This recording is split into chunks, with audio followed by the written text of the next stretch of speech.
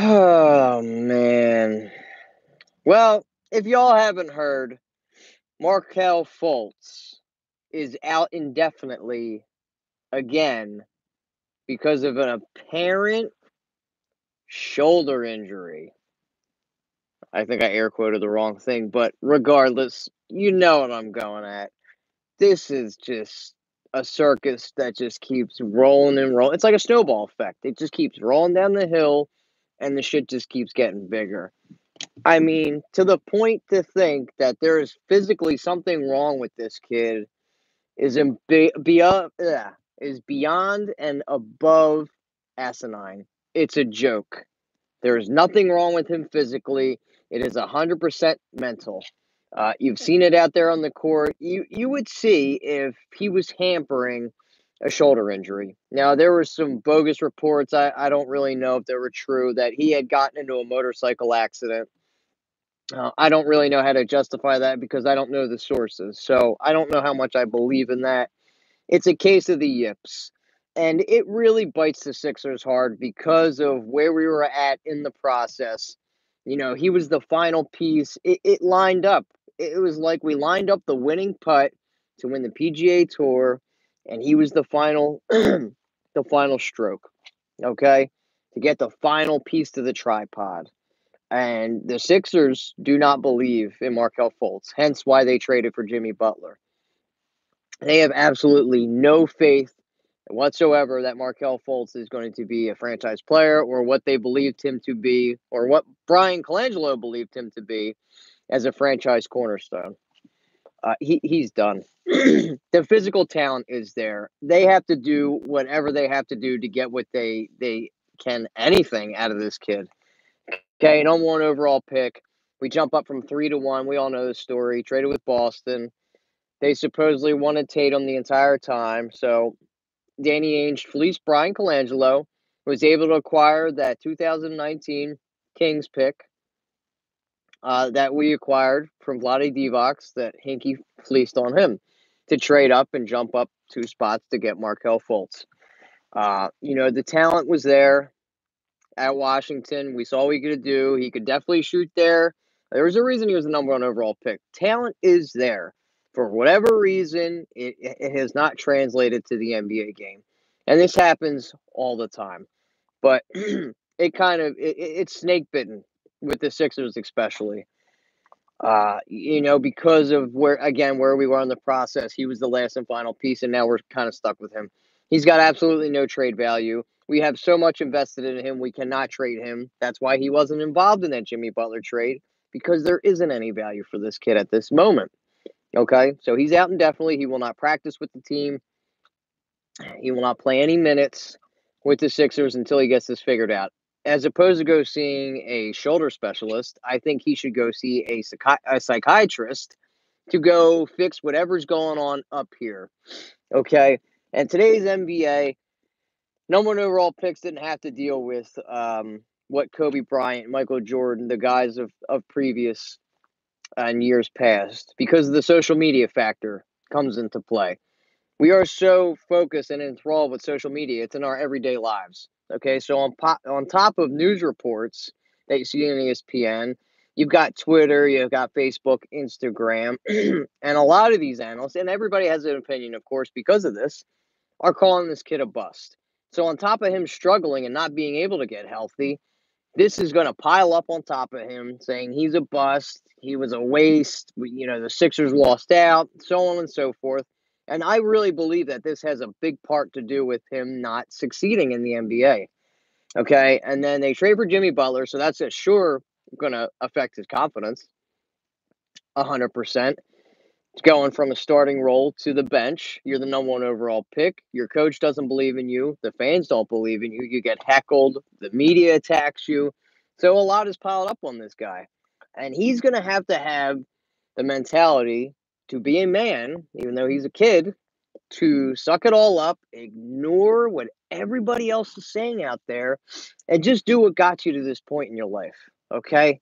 Whether it's, again, I don't know. I just don't know how this can affect NBA players, but he's not the first one that's been affected by mental issues that has taken themselves out of the NBA. If you guys remember a kid named Royce White, um, that was a forward. He played for the Sixers for a little bit. Drafted by Houston, was a fairly high pick, not a number one overall pick, but just had so many mental problems that he could not focus on the game. So what happened to him? He ended up not playing in the NBA anymore. He couldn't get on teams. He was afraid to fly. That was one of the main concerns. But be it as it may, he took himself out of the NBA, probably his lifelong dream, and all because of some mental issues. Okay, so what he has to do is take care of whatever he has to, so the Sixers can salvage whatever we can out of him. Maybe we do get something down the line out of this kid, so he could be trade bait or whatever. But he is not in the Sixers' future, in my thoughts. After seeing this today, Markelle Fultz is on the outs. Um, it just keeps getting worse and worse for this kid. And I just don't see him digging himself out of that. I don't think he has the mental fortitude to be strong enough to ignore all the haters, ignore all the critics, and just play his game. Okay? Because what we saw at the free throw line with the hitch, with the pump fakes, I've never seen anything like this. This is insane. So he's out indefinitely. He was averaging 21 minutes, 41% from the floor. 31%, I think, from downtown. It might have even been less than that. 3 assists and 3 rebounds in his 21 minutes. And you saw flashes. You saw flashes what a Markelle could do. He definitely is a floor general. He can command an offense. It's just getting to his spots, getting beat time to time on defense. And I saw some aggressiveness out of him. I liked what little I saw out of Markelle Fultz. I was trying to be positive and see what we were going to. I was pulling for this kid. Really, really pulling for him. But this is just kind of like the last straw at this point. I defended him, and it just shows me that you're a bitch, bro. You're a bitch. Like, what is this? And then you bring a player in like Jimmy Butler, who had to work for everything, had to do everything claw, tooth, and nail to get to where he's at in the NBA. And I'm sure that he was probably going to get on Markelle, or he had talked to Markelle, and he just seems like he's soft. Like he's not going to take it. And, and I can attest to this. Our generation, my generation, can't really take constructive criticism. If you have an opinion that differs from our own, then people seem to attack you. They call you an idiot, they call you a moron, you're not good enough, you're this, you're that. And that's just the way that my generation is for whatever reason. And the younger generations are even worse. It's just like you get attacked, and our opinions are always right, blah blah blah blah blah blah blah. And that has to go with Markelle Fultz not being able to take constructive criticism. Still can't believe you told you, hey Sean, you gotta do what you gotta do. But Markelle Fultz is out indefinitely. It's not going to hurt us at all in our team chemistry because we're playing some really good ball right now. It just sucks for the whole factor of us giving up what we did to where we could have been if we drafted a so-called player, if we didn't trade up, if we had maintained and kept that Kings pick. Could have turned out to be who knows what. We don't know. So it sucks. It sucks for the organization. It sucks what happened with Brian Colangelo, what damage he did, and what little time he was here, and put us in this position not to really lose, because I feel like Elton Brand mended that. He patched that really well by trading Dario Saric and Robert Covington to get Jimmy Butler. So it was kind of like an open wound, a sieve that was just bleeding, bleeding, bleeding, because the Sixers looked like shit in the beginning of the year. There's no doubt about it. And since we acquired Butler, that third piece of the puzzle, that third leg of the tripod, that's what we needed. Another superstar, another person to lean on. That was supposed to be Markelle Fultz. Well, didn't work out. So to do what he did, I thought was masterful. And, the work's not done. He still has to continue to go out and get pieces because this team isn't complete yet. We still need bench players. We still need bench pieces. We might even need a starting four. So the work is not done as a GM for Elton Brand. Okay, I'm going to start answering questions. Sorry, guys. I'm not ignoring you. You know how I do. I get my statements out, and then I start answering questions. So, what's up? Start firing. Everybody has a lot to say, which they should. I know this kid has not been a fan favorite whatsoever. I am one of the few that have stuck with him and try to look at the glass half full and make excuses almost for him. But this is just kind of last straw. Do I trade for Bradley Beal? No, because it's probably going to cost either a Simmons, an Embiid, or a Butler to acquire him, and the Sixers aren't going to do that. So, um, if we were able to pull off a trade like the Jimmy Butler, and it would just cost draft picks and maybe one player that wasn't the three I just named, then definitely. But he also takes up a big cap number. He makes $25 million a year. He's under contract till 2021.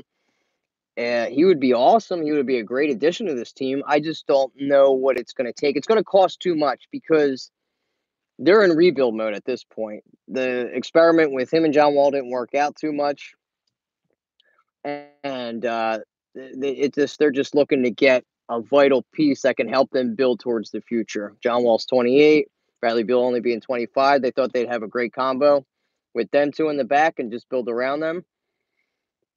I don't want Kevin Love, Liam. I don't want nothing to do with Kevin Love. He's also soft. He's a bitch.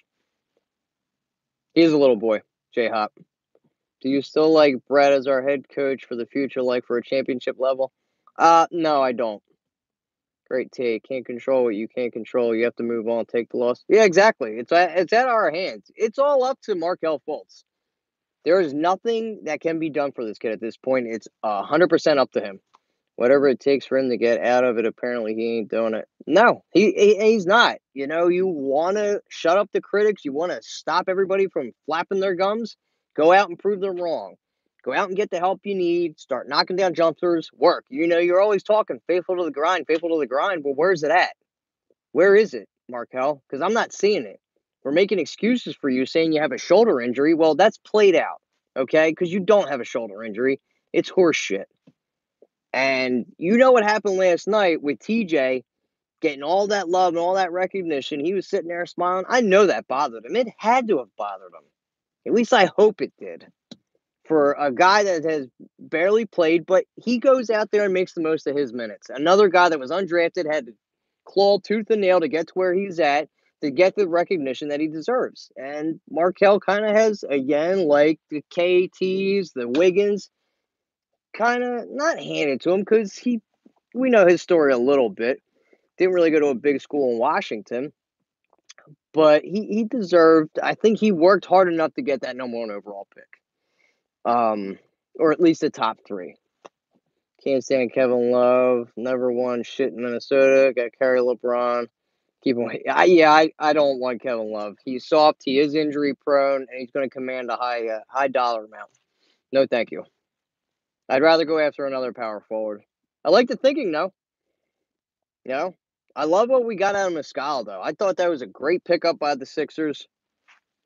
People were sobbing that we lost Dario Saric. Well, look at Mike Muscala. He's kind of like the same player. Gives you a ton of energy. It is great. A great rebounder. Fantastic offensive rebounder. I mean, how many times in the second chance points did we get with him on the offensive glass last night? Awesome. And he could hit the three. Who do you suggest we get? How about bringing back? Bringing who back, Philip? J.R. Smith, he's kind of like a cancer to me. So I don't know if I want to was too much on it. Yeah, he was a defensive liability. And I feel like Muscala is a lot better defensively. But to go out, I feel like we have to go out and at least get a 4. To who that is, really, and who's on the trading block, or I'd have to look at some teams. I can't think of anybody right at the top of my head. But you look at Washington, you look at Phoenix. I told you we were going to struggle against Phoenix last night, too. I knew that was going to happen. But, maybe you go out and get a Trevor Ariza who could play the 4, good defensively, can hit the 3. We got to have players, just like Elton Brand said last night, that do multiple things, that aren't just one-trick ponies. We can't just get a guy that shoots. We have to be able to get a guy that can shoot, defend, and maybe even create his own shot. Markieff Morris would be a great piece. I think he would be a great addition to this team. I would even go out and get the 6th man of the year for the Clippers. I cannot think of his name. Jamal Crawford. I would inquire about him. I don't know why he was tied to us over the offseason. I don't know why we didn't offer him a contract. Kyle Korver's injured, Philip, so I don't really want to go after him. If he clears, pardon me, but he's a defensive liability. A lot, not only because of his age, just because he sucks defensively, but he's a good shooter. I don't want Melo. Beal is injury prone, and he's going to cost too much, so that's kind of like a pipe dream. If we can possibly get a J.R. Smith, he's good defensively, and he brings a swagger, definitely has some attitude, and he can hit some big shots. But he's too much of a cancer, in my opinion. Just what he does in the locker room, he's a distraction. I think sometimes that chip on the shoulder gets a little too big, but if he can straighten his shit up, and that it kills me because of what he did last year in the playoffs with LeBron not knowing game time management, how much time was on the clock. That kind of shit doesn't bode well for me. I think we couldn't sign Jamal Carver because of Bayless. Well, now Egghead's gone, so maybe we can go out and get him. I think we could use a little more help. We could always use a little more help. I love the Wilson Chandler signing. They're really babying him though with his hamstring injury, so they put him on a minutes restriction. Well, the other kid acquired with Butler play this year. Justin Patton needs to get healthy. Now I know he's out indefinitely because he's had 3 major surgeries on his feet, 2 on his right, 1 on his left. And what do I think about Fultz being traded? He's not going to get traded, so we got to just kind of lay that to bed.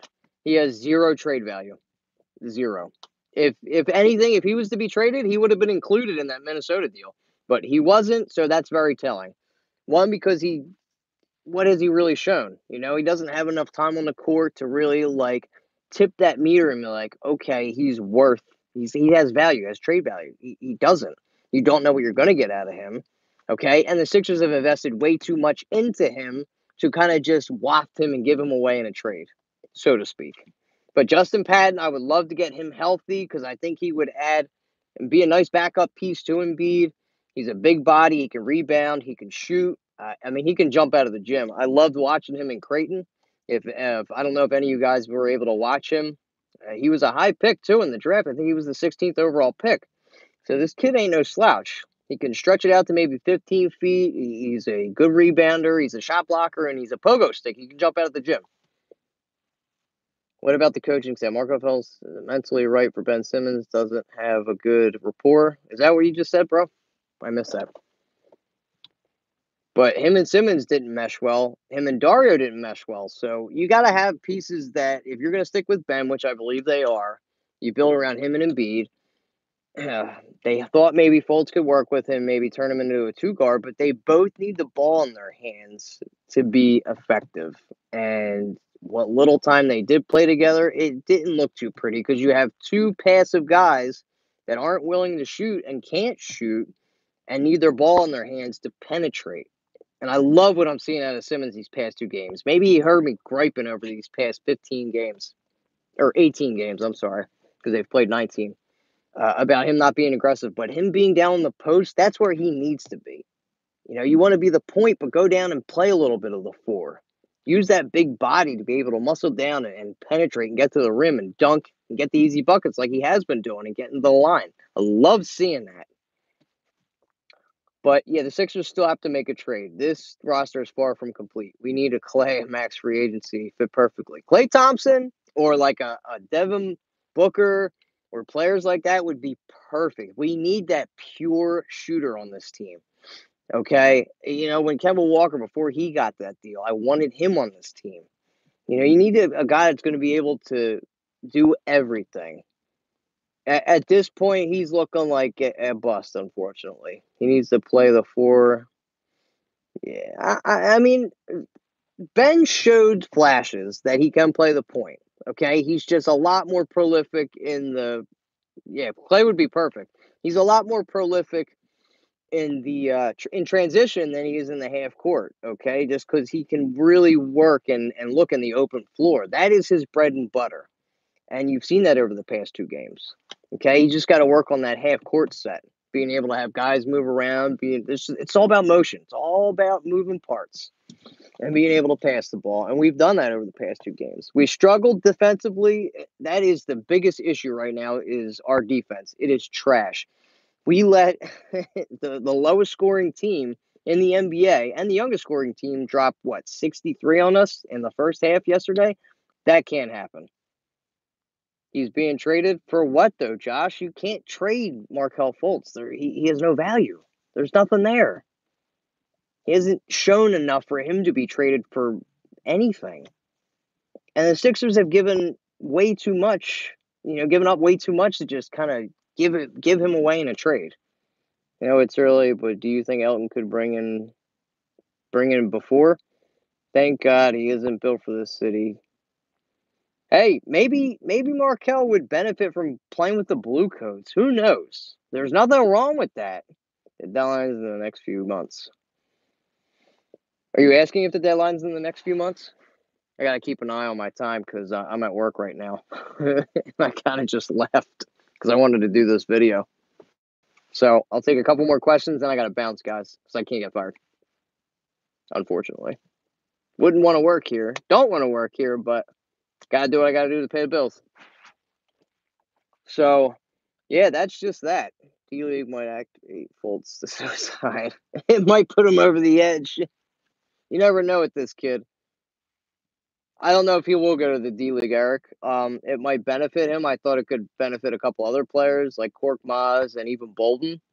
But, with the way, like I was just saying, with the way my generation is and the generation, and the youth coming up, it's just I mean, you heard all the crap about millennials. I don't need to go over it, but touchy. I feel like that might put him over the edge for sure. 100%. He might feel like he's owed it because he's the number one overall pick. And beating AD tomorrow, who do you have winning? I'm going to give the nod to the Sixers. Against Lonzo was the only thing that got him drafted. I'm going to go with the Sixers. They're a tough matchup. Anthony Davis is a freaking beast. I think it's him and Anthony Davis is 1-2, even though they play two different positions. I think he's more a true 4, Anthony Davis. But you got Drew Holiday coming back, who's a great point guard.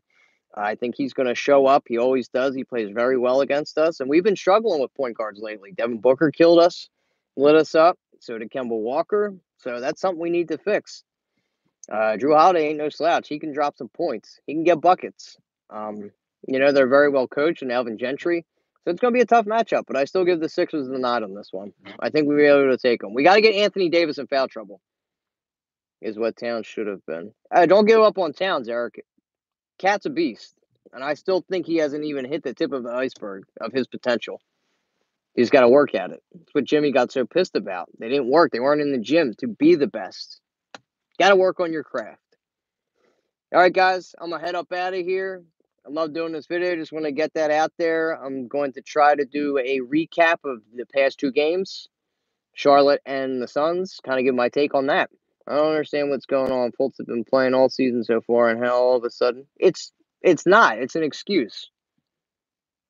It's just an excuse. They have no faith in him. They want to get him right. He's got to go see a psychiatrist. This is just a ploy. This shoulder injury, it's a ploy. To why he didn't play, why he only played 7 minutes last night, why he's been playing so poorly, not what you expected out of the number 1 overall pick, so on and so forth. We've seen flashes. It's just we need more. We got to see what's going on. There was that whole breakup between him and Drew Hanlon, who he spent the summer with trying to work on his shot. Then they blew up because Hanlon made that tweet saying Markelle was injured, and then he quickly got rid of that. Again, this is where social media comes into play and can bite you in the ass. All right, this is Kyle Gaffner with the Bitter Birds. What do you all think of Markelle Fultz being out indefinitely again for the Sixers with an apparent shoulder injury? I think it's crap. I think the Sixers have finally waved the white flag on Markelle Fultz.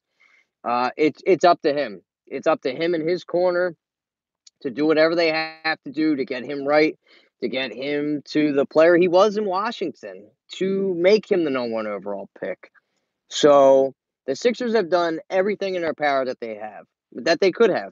So it is all up to Markelle Fultz on whether he wants to become a really great player or just get by of being another number 1 overall pick that has become a bust. All right, guys, KG on BB, I'm out. Peace. Leave your comments, concerns, and subscribe. You know the bitter birds are coming at you. Later.